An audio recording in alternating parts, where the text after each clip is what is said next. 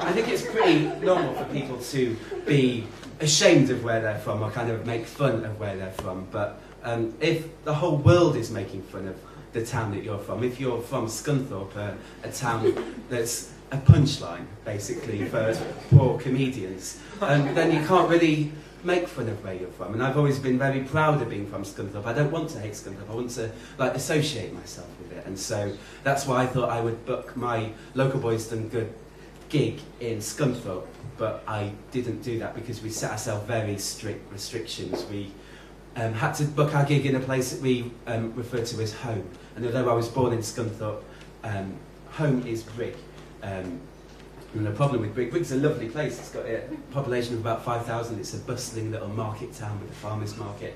But it's got nowhere to do a poetry gig. It was really hard to find somewhere. The only place I could do it was Brigg Town Hall, which is massive. And my popularity in Brigg is negligible. And so it's exposed me for being... it really exposed me. I felt really, really scared about doing it. But one of our other rules about this whole tour was the more scared you were, the more reason there was to do it. And so I booked a gig in Brigg, and this is where we were heading to on the M25, and we were in slow-moving traffic. And my phone went again. I'd just come off the phone to Radio Humberside, and on the phone was one of my friends from school that I've not spoken to for a few years, a guy called John, and he said, "I just heard you on the radio, what's going on?" And I said a sentence I assumed I would never have to say to anyone. "I'm doing a poetry gig in Brigg, do you want to come?" He said, "Not really, it sounds a bit gay." And I couldn't really argue with that. And he said, "Will it last long?" And I said, "No." It was the only authority I had on this. It definitely wouldn't last long. And so he said, "Oh, I'll come along, I'll bring my girlfriend."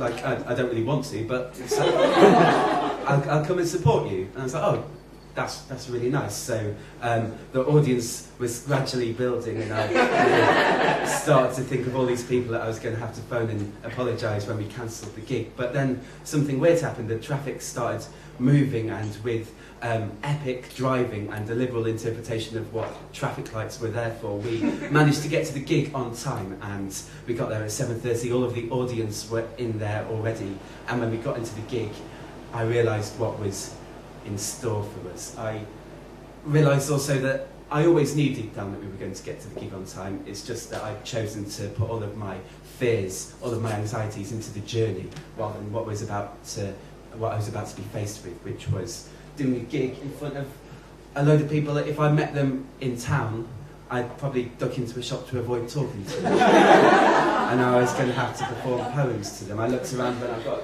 in through the double doors, and there was my old French teacher, there was my next door neighbour, there was my first ever girlfriend, there was my mum and dad.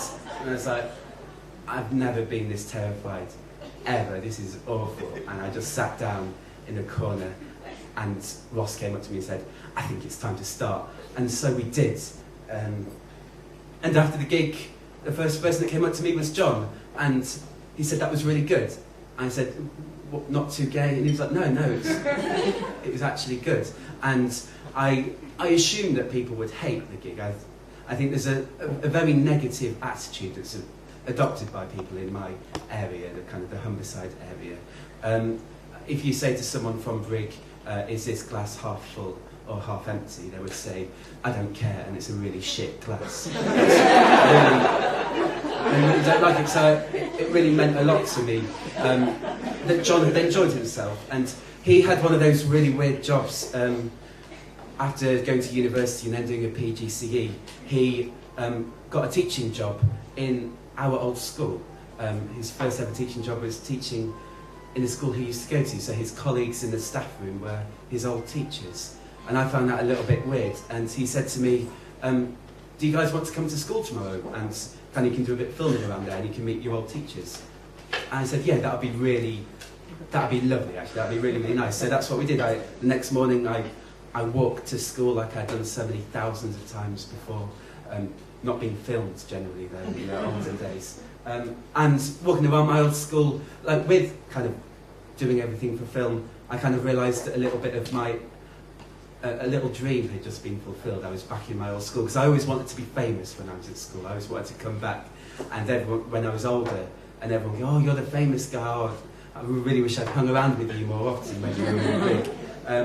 But I realised going back to Brigg that that's not actually what I wanted at all. It was just to be accepted, and doing that gig in Brigg was the first time that I felt properly accepted in Brigg, and it was a really, really nice feeling. And this is the poem that I wrote for that night. It's about Brigg.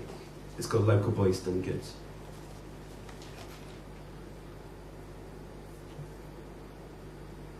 Okay, when you go for a walk through Brigg, look at all the changes, the pedestrianised high streets. Remember the cattle market on the land where Tesco stands and Lidl where Safeway used to be. Go for a walk through Brigg, stop for a pint in every pub until you're asking for scraps at Scalini's at midnight.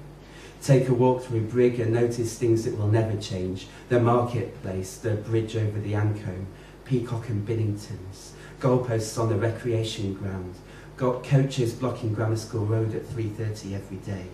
Take a walk through Brigg, you'll probably see Mr. Gibbons and James who teaches guitar, or Liam Peart tooting from his car. And when I moved away, I knew I wanted to come back as a local boy done good. I wanted to drive a sports car with a girlfriend who modelled for Wonderbra, and we'd take a walk through Brigg, and I'd wear the most expensive suit North Lincolnshire had ever seen. I'd offer weekends away at my holiday home in a Spaniard to everyone that had ever drunk in the Britannia. I'd wave a wad of cash and say, tonight, drinks are on me. I wanted people to say that I was a local boy done good. I'd visit my old sixth form. I'd give inspiration to sixth formers. I'd be delighted to give up my time for local charities. I would show